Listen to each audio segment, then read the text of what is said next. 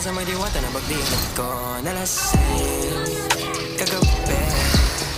Ang galing katabi, kanabi napatid